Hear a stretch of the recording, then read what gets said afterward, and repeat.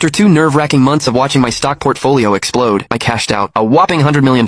My heart pounded with excitement as I called my wife and son, telling them I'd be home this afternoon. I had big news, the best news to share. My wife's voice on the phone was oddly flat. "You're sure you're coming home today?" "Absolutely." "Sweetheart, I promise the news I'm bringing home will be the biggest surprise ever." She chuckled. "Okay, then I've got a big surprise for you too." I couldn't wipe the grin off my face the entire drive home. I pictured my wife waiting with a huge dinner spread just for me. They'd be ecstatic when they found out how much I'd made. But when I pulled up to the house, I saw a pile of stuff by the front door. A closer look. It was all my stuff? My son Leo was actually throwing my clothes out onto the lawn. "Leo, what on earth are you doing?" I asked, utterly bewildered. Leo looked up, saw me, and sneered. He even let out a cold huff. "Mom told me to throw all your junk out." My brows furrowed at his words. I rushed inside, desperate to ask Veronica what in the world was going on. The moment I stepped in, I saw a table laden with food, and my wife, Veronica, was leaning into another man's arms, beaming. I knew him. Damien, her supervisor from work. It hit me like a ton of bricks. My head immediately swam with rage. "Veronica, what the hell do you think you're doing?" I roared, my voice shaking. Veronica rolled her eyes at me. "Asher, are you brain dead? Can't you see what's happening? Obviously, I found a better man and I'm kicking you out. A penniless loser like you? Anyone who sticks with you is doomed. You didn't actually think I'd be loyal to you for life, did you? Damien is a supervisor at his company. He has a brilliant future ahead. You, a broke deadbeat, couldn't even compare." She finished smug, pulling Damien even closer. Damien grinned victoriously, looking down at me with utter contempt. He looked like the cat who got the cream. I gasped for air, clenching my fists. "How long have you been cheating on me behind my back?"